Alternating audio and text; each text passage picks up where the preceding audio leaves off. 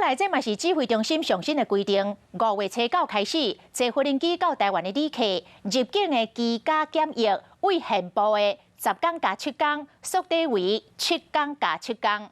即摆问题是，台湾的疫情一天比一天较严重，而这个时阵开放边境，敢袂互新的变种病毒，搁较有机会涌入来台湾呢？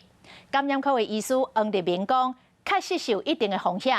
也毋过，台湾即卖的这个疫苗覆盖率算悬咯，只要确保着后端的医疗顺序，那呢头前端要安怎来偷白措施，安尼就免伤过担心咯。隔离的话，时间还是很多，所以能不回来就不那么常回来，因为真的浪费时间。入境转来居家隔离10天伤久，这个心声指挥中心有听到，宣布5月初9 12点开始到台湾的航班，先去入境期检的时间改做7加7，以一人一户做原则。伫第7天检疫期满，快筛阴性，就会使进入7天的自主健康管理。不过，即马台湾本土疫情才拄超过2万人，这个时间点甲边境政策放令，就惊对疫情的控制产生变数。缩短的当时呢，一定还是会增加一点风险。国外现在已经开始走 BA4 跟 BA5 了，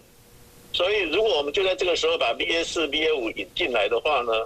这是一种很新的状况，有可能还是会增加国内的感染。惊向岸病毒共存的过程一定会有风险。目前评估奥密克戎病毒真短，而且大部分是轻症。台湾疫苗注射率嘛愈来愈高，未来有可能佫减少入境的检疫时间。BA.4、BA.5哈，致病力没有任何太多的一个变化，再加上一定程度的一个国内的感染哈，那成为一个混合免疫力比较高强度的社区哈，所以以后可能还出现说哈，那隔离还会今晚一路变成了所谓的5天甚至3天。不管是想要行较紧的，或者是要放慢速度，减少动静，维持医疗量能，才会当甲边境措施放假愈来愈灵。Hello， 大家好，我是乃瑜，要教给大家2个任务。第一个，华视新闻的脸书专页，你按赞了吗？还有华视新闻的 YouTube 频道，赶紧订阅起来，还要记得按赞，开启小铃铛哦。